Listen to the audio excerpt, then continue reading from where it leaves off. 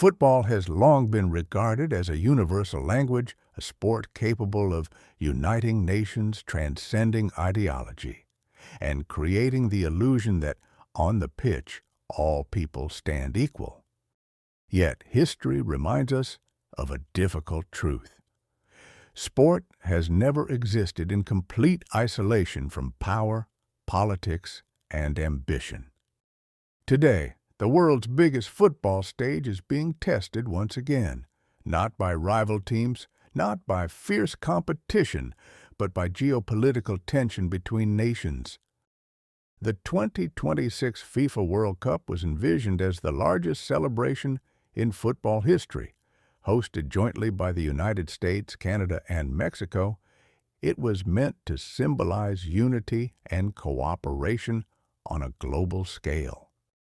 But behind the grandeur of new stadiums and global anticipation, diplomatic tensions have begun to surface, threatening the spirit of the tournament.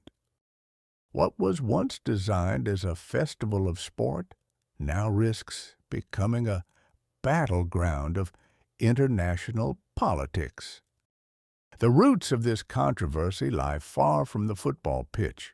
They originate in Greenland, a vast and icy territory in the Arctic region.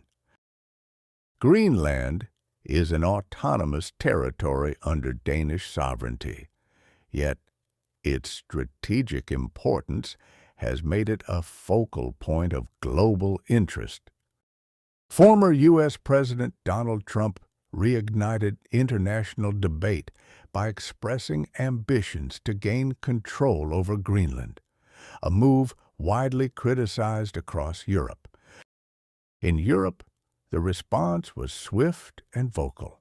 German politicians began openly discussing the possibility of boycotting the 2026 World Cup. One of the strongest voices came from Jürgen Hard, foreign policy spokesperson for Germany's Christian Democratic Party. According to him, the World Cup represents more than football. For the United States, it is a symbol of prestige, influence, and global leadership. Throughout modern history, sports boycotts have served as tools of political resistance. The proposed boycott of the 2026 World Cup is not an attack on football itself, but a protest against foreign policy decisions perceived as aggressive and destabilizing.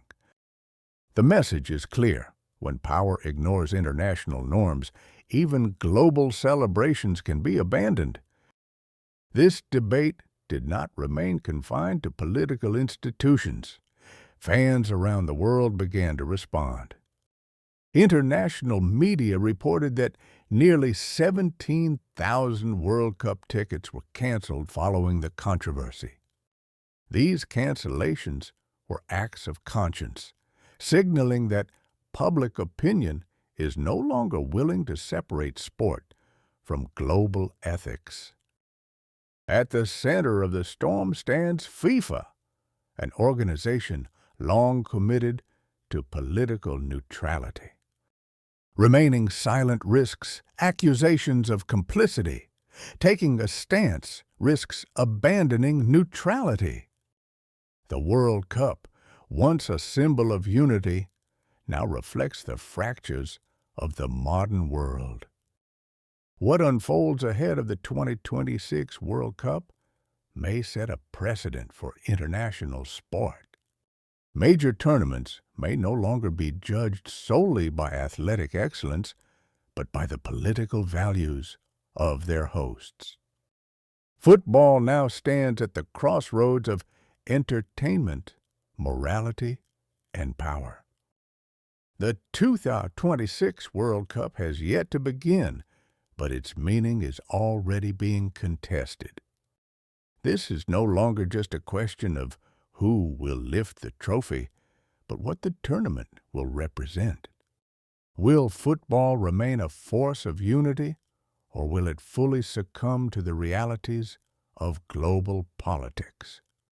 The answer does not rest solely with politicians or sporting institutions, but with the global audience itself.